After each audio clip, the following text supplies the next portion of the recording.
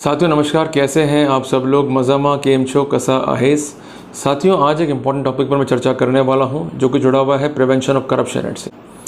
साथियों कई बार आपने ये सुना होगा कि कोई कंपनी जो है किसी लोक सेवक को रिश्वत देते हुए पकड़ी गई, पर ऐसे मामलों में जहां पर कंपनी की गलती नहीं है, कंपनी के जो डायरेक्टर है उनकी गलती नहीं है, पर कोई थर्ड एजेंसी है जो कंपनी के बिहाफ पर काम करते हुए जो कंसर्न लोक सेवक है उनको मैनेज कर रही है ताकि कंपनी का काम जो है वो नहीं रुके, तो अल्टीमेटली जब वो लोक सेवक जो है पकड़े जाते हैं तो साथ साथ कंपनी को भी जो है फेस करना पड़ता है। तो साथियों उस कंडीशन में प्राइमरी क्वेश्चन ये बनता है कि क्या उन लोक सेवकों के साथ साथ जो कंसर्न कंपनी है उसका प्रोसिक्यूशन भी प्रिवेंशन ऑफ करप्शन एक्ट के तहत हो सकता है अथवा नहीं, और इस सिनेरियो में क्या कंपनी के एमडी या कंपनी के सीईओ या कंपनी के डायरेक्टर जिम्मेदार होंगे या नहीं होंगे। ये बहुत ही इम्पॉर्टेंट टॉपिक है, रिसेंट टॉपिक है, ब्रेकिंग टॉपिक है, जिस पर चर्चा करना बहुत ज़रूरी है क्योंकि रिसेंटली सुप्रीम कोर्ट ने इसको लेकर बहुत विस्तृत गाइडलाइंस जो है यहाँ पर दी है।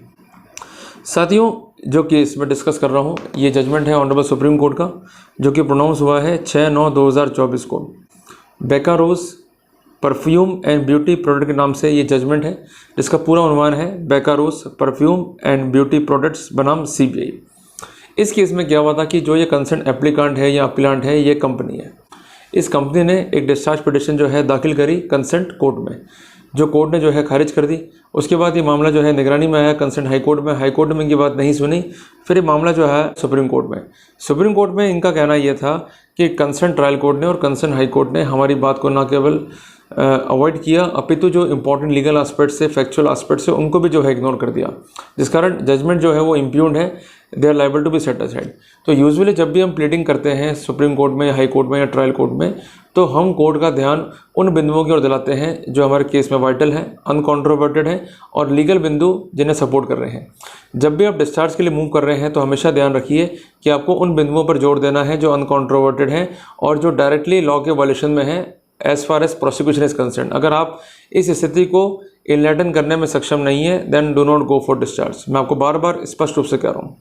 यहाँ पर एलिगेशन क्या है अगेंस्ट कंपनी कि ये जो कंपनी है इसने कॉन्स्पिरेसी करी with deputy commissioner of customs और उनके ऑफिशियल से, और जिसका फ़ायदा कंपनी को क्या हुआ कि जो कस्टम क्लियरेंस था वो काफ़ी इजी हो गया, इनके जो गुड्स है वो इंडिया में ईजिली इंपोर्ट हो गए, और सबसे मज़े की बात कि जो MRP पे ड्यूटीज़ जो है कंप्यूट करनी होती है जिसको हम कहते हैं काउंटर वेलिंग ड्यूटी।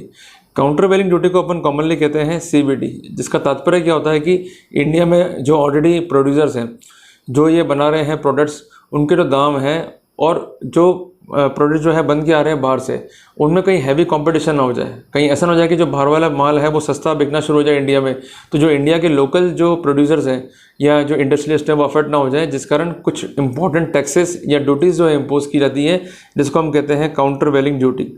तो इनका कहना ये था कि ये जो ड्यूटी कंप्यूट हुई है ये कर ली उन्होंने इनवॉइसेस के ऊपर, ना कि MRP पे, जो कि वायलेशंस हैं, और इस तरह से करीबन 8 करोड़ का जो है रेवेन्यू लॉस हुआ गवर्नमेंट को। इनका कहना यह है कि इस सिनेरियो में प्रोसिक्यूशन जो है जस्टिफाइड है। साथियों यहाँ पर कुछ और फैक्ट्स भी हैं जिनको अपने को जो है नोट डाउन करते हुए चलना होगा। जो ये कंसर्न कंपनी है ये डील करती है प्रोडक्ट्स के अंदर, और सबसे इम्पोर्टेंट बात है कि जो एलिगेशन है वो काफ़ी टेक्निकल है कि इन्होंने जो प्रोडक्ट्स है उनको इंडिया में लाने के लिए जो उस पर कंसर्न ड्यूटीज़ थी उनको पे नहीं करा।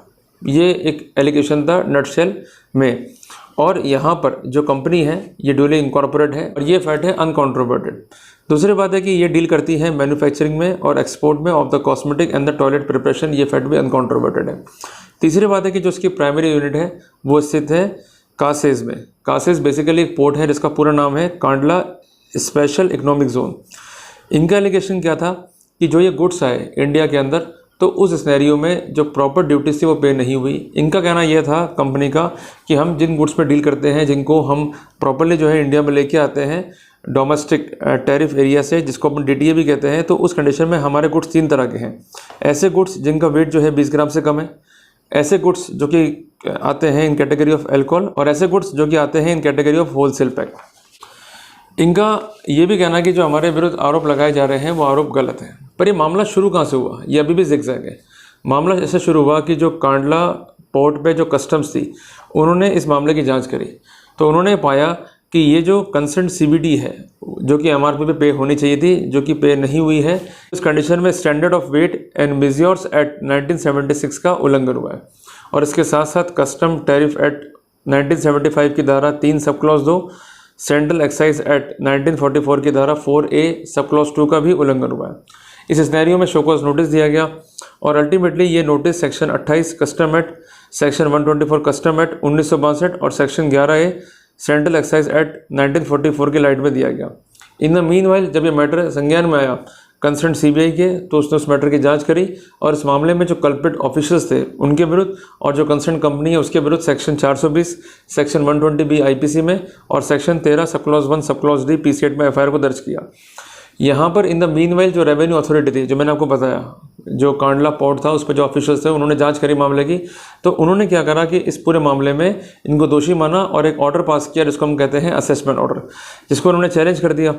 इनका कहना यह था कि कंसर्न्ड जो ऑफिशियल हैं उनसे गलती हुई है और जो ये अपील दाखिल की गई थी ये दाखिल हुई थी कमिश्नर्स ऑफ कस्टम के अंदर, उससे इस मैटर को रिमांड कर दिया क्योंकि जो तर्क था कंसर्न्ड एप्लीकांट का या अपीलांट का वो काफ़ी वैलिड था। अपीलांट एप्लीकांट कौन है? कंपनी।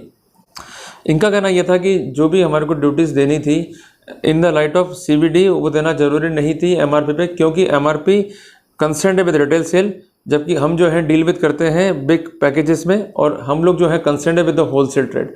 इस सिनेरियो में जो इनवॉइस पर ड्यूटीज़ पे गई हैं वो अपने आप में जो है पर्याप्त है। इसके अलावा क्लेरिफिकेशन जो है मांगा गया from the office of collector of legal metrology and director of consumer affair, और उसने भी ये व्यू जो है रिट्रीव कर दिया।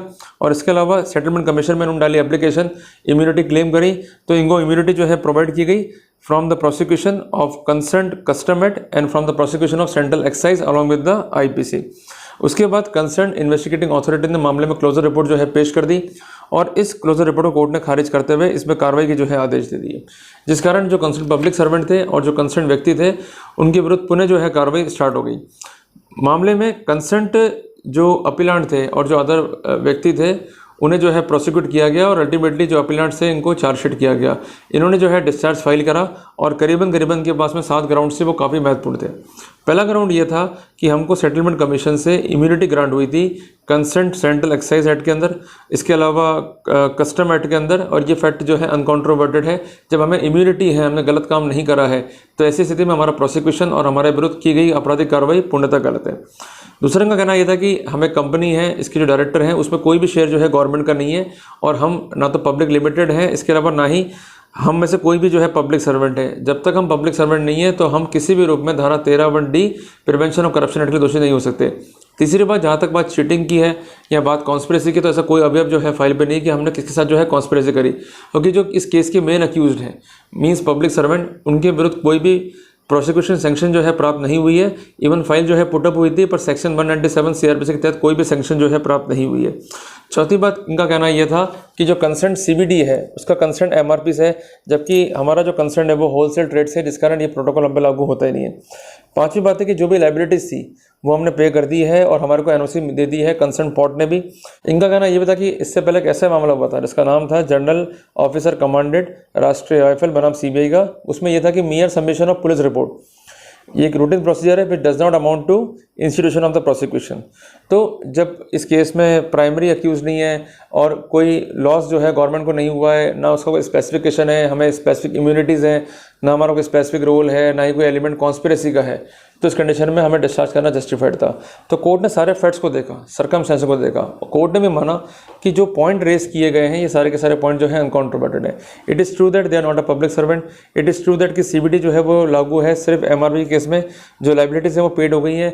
मियर सबमिशन जो रिपोर्ट है वो किसी भी रूप में कार्रवाई को अट्रैक्ट नहीं करती है, और अगर रिपोर्ट सबमिट हो भी गई है तो it does not amount to institution of the prosecution. और इसके अलावा जो मैटर था हीरालाल बनाम CBI का, वहाँ भी व्यू जो है रिट्रीव किया गया। ये व्यक्ति जो है पब्लिक सर्वेंट नहीं है, इनका कनाइवेंस क्या है, ऐसे कोई एलिमेंट नहीं है, तो कोर्ट ने looking to the fact and circumstances इनको जो है डिस्चार्ज कर दिया। पर साथियों, ये तो केवल एक जजमेंट है। पर जजमेंट जो है हमें सिखाता है 10 बातें जो हमें नोट डाउन करनी है और समझनी है और सीखनी है।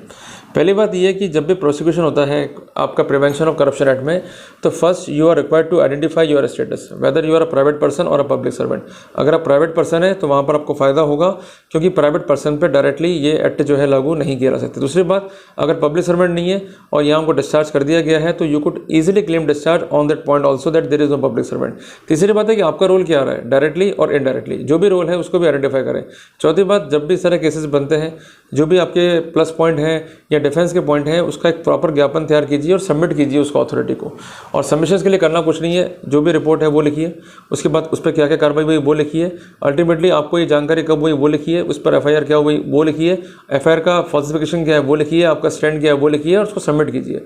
ये मैं इसलिए कहता हूँ कि अगर वो पॉइंट कंसिडर नहीं होते हैं तो it might be a case of unfair investigation और आप इजीली जो है बाद में डिस्चार्ज क्लेम कर सकते हो। अब ये व्यक्ति जो है लड़के आया सुप्रीम कोर्ट तक, अब ये नहीं लड़ता तो क्या होता, ट्रायल को फेस करता। तो जहाँ भी मैटर अनकॉन्ट्रोवर्टेड है, केसेस में जो एलिगेशन है वो सिंपल है, जनरल है, तो वहाँ पर हम ये इजीली बेनिफिट जो है ले सकते हैं। साथियों, पांचवा पॉइंट ये है कि जो भी कॉल्यूजन है या कनाइवेंस है उसको देखना होगा। छठी बात ये है कि अगर मामला इकोनॉमिक ऑफेंसेस का तो एक्चुअल लॉस क्या हुआ है वो देखना होगा। और जजमेंट ऐसे भी हैं कि जब तक फॉरेंसिक ऑडिट नहीं होगा, एक्चुअल लॉस कंप्यूट नहीं होगा, तो ये प्रोसिक्यूशन बार्ड है, जिसके लिए आप एन राघवेंद्र का जजमेंट भी जो है पढ़ सकते हैं, जो कि सुप्रीम कोर्ट का है। सातवीं इंपॉर्टेंट बात है कि जो भी एक्ट बताया गया है, जो भी इवेसेस बताए गए हैं, उस बारे में जो दूसरी अथॉरिटी है उनका मत क्या है। अगर वहाँ से आपको इम्यूनिटी है, प्रोटेक्शन है, तो वो भी आपके डिफेंस के बिंदु है, उसको पुटअप कीजिए। आठवीं इंपॉर्टेंट बात है कि जो भी आपके खिलाफ कार्रवाइयाँ हो रही हैं, अगर वो झूठी हैं या सीबीआई को परेशान कर रही है या एसीबी परेशान कर रही है, तो काउंटर अटैक करना पड़ेगा, आपको काउंटर एफआईआर कटानी पड़ेंगी। आपको इसलिए मैं कह रहा हूँ कि जब तक हम काउंटर नहीं करेंगे, झूठी कार्रवाई को चैलेंज नहीं करेंगे, तो ये लिख देते हैं आजकल डायरी के अंदर कि ये जो काउंटर कार्रवाई की बात कर रहे हैं या जो ये कहते हैं कि ये रिपोर्ट झूठी है, तो इसको खंडित करने के लिए कोई भी काउंटर कार्रवाई नहीं की गई है। तो इसके लिए आपको स्ट्रॉन्ग रिसर्च चाहिए, स्ट्रॉन्ग फैक्चुअल ब्रीफ चाहिए, उसके आधार पर जो है आप ड्राफ्टिंग कीजिए। जल्दबाजी में ड्राफ्टिंग करेंगे तो वहाँ पर आपका नुकसान होगा। पॉइंट नंबर 9 है कि जो भी हम ड्राफ्टिंग कर रहे हैं उसके पॉइंट गड़बड़ नहीं होने चाहिए। डिफेंस बार बार चेंज नहीं करना है, अगर डिफेंस बार बार चेंज करेंगे तो आपके लिए घातक है। और जहाँ पर कॉम्बिनेशन है आईपीसी का और पीसीएट का और पब्लिक सर्वेंट भी इन्वॉल्व है, तो वहाँ पर सेक्शन 197 सीआरपीसी और सेक्शन 19 पीसीएट के प्रोटोकॉल जो है लागू होंगे। इस बात का विशेष ध्यान रखना है। तो साथियों, बात छोटी सी है, पर अगर समझ लेंगे, प्रॉपरली वर्कआउट कर लेंगे तो वहाँ तो हम जीत जाएंगे। अगर नहीं समझेंगे तो वहाँ दिक्कत आएगी। जैसे इन्होंने प्रॉपर जो है वर्कआउट किया, तो इसलिए बात को आप समझते चलिए, वर्कआउट करते चलिए, हमें कोई दिक्कत नहीं आनी और हम इजीली जो है जीत पाएंगे। साथियों, जल्दी मिलते हैं एक नए टॉपिक के साथ। टिल देन, जय हिंद, जय भारत।